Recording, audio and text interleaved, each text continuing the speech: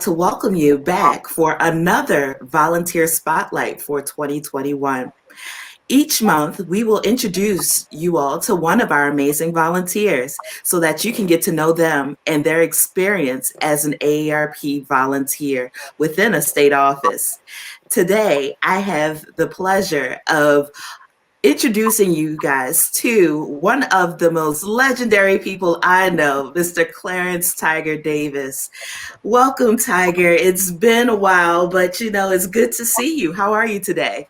I'm doing great. It's been too long, because one of the greatest things in my life has been my involvement with volunteering, with AARP.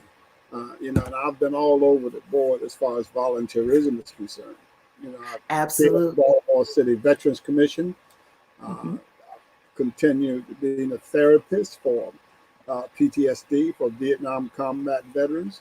And of course, I'm still advocating for veterans. And one of the things that I like most about AARP is over the past 10 years, AARP has displayed a great interest in the issues of veterans and their families. And that's been an awesome thing for me.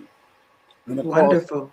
with some of the groups like NABDETS, I chair the National Command Council, and I chair the Government and Public Affairs Command, and so I'm still actively involved with veterans, and AARP and the veterans community have kind of come together because one of the great things about AARP is that veterans have found a place where they enjoy volunteering. And so this has been a great experience for me. Great. Wonderful. Wonderful, Tiger. I know you gave a little bit of your background so far, especially with your work with veterans, but can you share a little bit more about you so people can know what your past was like as far as the work that you did prior to coming to AARP Maryland as a volunteer? Well, I spent 24 years in the Maryland House of Delegates, and of course I viewed myself as a servant of the people, and I opened a district office right in the heart of what I call the ghetto. It's one of the most dangerous parts of East Baltimore. And we reached out to the people, and we had a focus on the youth and the seniors. And one of the things that we did was we engaged the youth in the community to clean up vacant lots and turn them into community gardens. And a lot of the older people, especially those who were from South Carolina, Georgia, North Carolina, they knew quite a bit about farming. And so we created in the 2100 block of East North Avenue one of the greatest community or urban farms in Baltimore City. And so Wow. that's a great joy for me. But beyond that, I was professor of history at Morgan, and of course, this put me in contact with young people. But I happen to think that I learned more from them than they learned from me, because our young people, they, they are the world today. And of Mhm. course, I'm kind of an old dinosaur. I'm from the old school.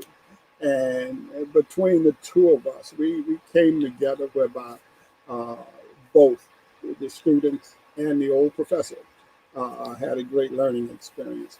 And Absolutely. I really enjoyed that. I can't say enough about working with young people in the city. But You more, know, I go love ahead. working with the seniors. Awesome. Awesome. And you know what? So glad you mentioned that. Let me tell you why I love working with seniors. Okay. When I was born in Georgia, in a rural area of Georgia, on an old plantation. And the older people, the people who were too old to go to the cotton fields, were the people who cared for us young kids. Now, I left Georgia, I was 6 years of age. So, up to that particular point, most of the people who nurtured me and cared for me had been born slaves. And Mhm. so this gave me something very special.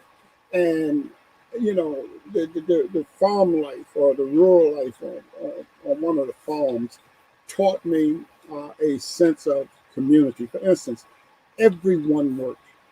The young Mhm. guys, when we got up in the morning, when that when that rooster said cock-a-doodle-doo, it was time to get up. And when our feet hit that cold floor, or if it was warm and late spring or what have you, we all had chores to do. For instance, I would go with my uncles to chop the wood or to bring the water in from the well.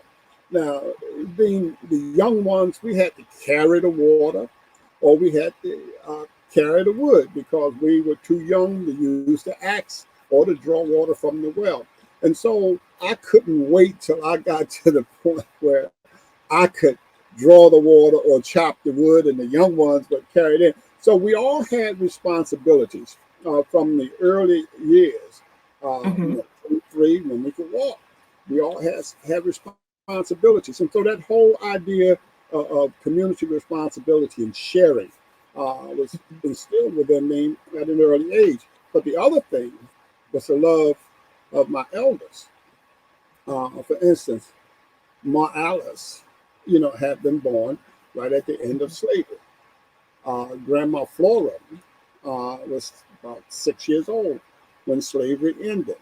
And these were the people who, sat in the shade with a switch in their hand.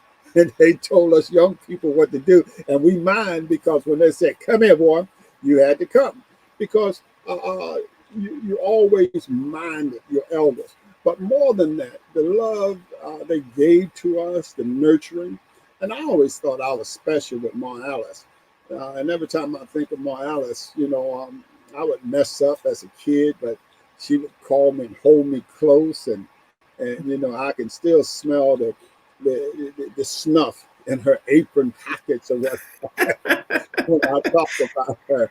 But she Yes. gave me love, you Oh, know, I love it. I love cared it. for and when I made mistakes, she once I admitted or acknowledged my Mhm. mistake, then she was all right because she believed that if you acknowledge your errors or your Yes. mistakes, that then you had learned something. Absolutely. And I understood that early on. And so I've never walked away from responsibility or telling Mhm. the truth as I saw it. And all of that comes from my elders. And Yes. I can't say enough about them. And then when I got the chance to work with ARP, I worked with a senior citizen. But guess what? I'm a senior citizen too. I know, Tiger, but you have such amazing stories, and I've always loved listening to you talk over the years because you tell history. You're like a walking history book, and so as you just told the story about your family and about growing up in Georgia, that was wonderful to hear as well. And you brought a lot of your foundation and your background to AARP Maryland. You were the president. You were the state president for 6 years. Was it 6 years, Tiger? Well, a little more than six. It was A only little bit 7, more. but we found a way to stretch it a little bit, right? But So, can you tell me about your presidency then? Just a little bit what you did while you were president of AARP Maryland. well, my entire family was involved with AARP, and this was a good thing. Um, Let me start with my mother. My mother would be Yes. 102 years of age on April the 12th. And I think she was about 99 when AARP did an interview with her. And this interview with my mother went all over the country because, we're in touch with perhaps close to 3,000 family members from California, Cleveland, Chicago, so on and so forth. And everyone across this country bought into that video of my mother, and they just enjoyed her. But more than that, when I think about my wife Barbara, we were high school sweethearts, but Yes. kind of like was on different paths as far as occupations or careers concerned. But Mhm. what happened with AARP, my wife, who was a former president of a Verizon union or Mhm. telephone workers union, she and I began to work together. We found our niche together. And so Wow. for the past 10 years, our relationship has grown and tightened up. I mean, really tightened up. And I can't say enough about how AARP impacted that, because we both found something that we could work together on. She always worked with unions, fighting for the workers or what have you. And then over here, I'm fighting for the average people or Mhm. in East Baltimore, what have you. Now it all came together with Mhm. AARP. And the reality is that we was fighting for ourselves too, because we're the same thing. Yes, yes, it all went together. And so that was always a great story, because when we would travel to the Eastern Shore, I would go down there. My wife enjoyed me interacting with people like Betty Parks and a lot of the Yes. seniors down there on the Eastern Shore. And she just sat back and just enjoyed it. And because she came to understand a little bit better who I Mhm. had become from the time we met back in 1957. Wow. Look, and That's awesome. I tell people we've only been married 56 years, but we've been together for 63. You know, Ooh. so that's It's always good seeing Miss Barbara. It's always good seeing her and your mom. I remember seeing her at the Centenarians event when she yeah, turned 100, and to see her now, 102, right, this yeah, year? 102, April 12th. April. So Yes. Look, we're I pretty, remember it. I knew mom's birthday was in we're, work- April. yeah, we're working on 103, because I feel confident that she's going to make it to 103, right? But Absolutely. getting back to Barbara, Barbara is a natural mother. Mhm. Whether you're talking about the children, the grandchildren, and we have 15 great grandchildren. And so she puts a lot of time into them, because our grandchildren work and they need a babysitter or somebody to cover them for this or that, or if they want to go out on the weekends or what have you. And so AARP gave me a chance to have a little bit more of my wife. I took away from the great grandchildren, so now she has to do with me. Right? so, It was so your time. yeah, so it's like my time. AARP helped with that. So thank you, AARP. Wonderful, Tiger. That's awesome. I do have one last question for you, and I Yeah. think that this is the icing on the cake. Can you tell what would you tell someone who is on the fence about volunteering with AARP Maryland? I mean, despite, we're going through this current pandemic, things are virtual. What would you tell somebody who might possibly be interested in volunteering with us? Well, regardless of one's talents or educational background or what have you, if you have a love for people, AARP is the place to be, because there's always something for you to do. For instance, one of the big issues for all of us is the dissemination of information. Mhm. And if you're a senior citizen, you belong to a community, or you belong to a fraternity or Masonic Lodge, or whatever you belong to, you can take the messages of AARP to those particular groups. And AARP is one of the finest organizations in this country. In fact, when I think of AARP, I think of what America should be. Oftentimes, for those of us who have been in the military, the question is always raised: how could you serve in the military when the military was in Vietnam, killing colored people? So you was over there fighting colored people for the white man, blah blah, this and that, and all of that. How could you do that? And your people couldn't even vote back here. Well, you know, no one ever said it. America was perfect, and even in the preamble, it talks about working towards a more perfect union. And as long as we have a democracy, we have a chance to participate in government and moving government in our society towards a more perfect union. And so that is the hope of America. Now, when I look at AARP, I see it. I see the hope of America. People of diverse backgrounds, and some getting close to 60 years old, others well over 80 or 90 or what. I see them all working together.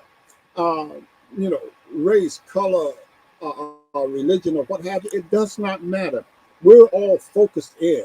on a mission, and that mission is to enhance and improve the quality of life for seniors. But we also understand that when we do that, we're Mhm. also enhancing the quality of life for their children.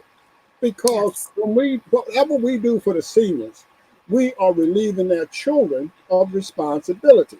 Okay, and this helps them. So, grandparents, great grandparents can be better great grandparents and grandparents and work with their children because their faculties are still there. And so Mhm. AARP does so much, not only for the seniors, but for all of society. And that's why I love working with AARP. So whenever you call me, I'm coming All because right now. AARP is the epitome of what America wants to be, and I want to help America become that nation that it Uh-huh. claims to be. Mhm. Wonderful, wonderful, Tiger. Thank you so much for talking with me today. And I just want to say thank you for all of the work that you've done with AARP for Maryland, for Baltimore, and for the entire country, because I know you're working across the entire country. You stay on that phone in Georgia and California and all over the place. So thank you for your work and for your service to the community, because you've done amazing things throughout your entire years of life and your wealth of knowledge. So, everybody, thank you for joining me and Mr. Clarence Tiger Davis today for our volunteer spotlight. There will be more to come for the rest of the year, but we're so glad we had Mr. Tiger Davis on with us today. So, everyone, enjoy the rest of your day. Thank you. God bless.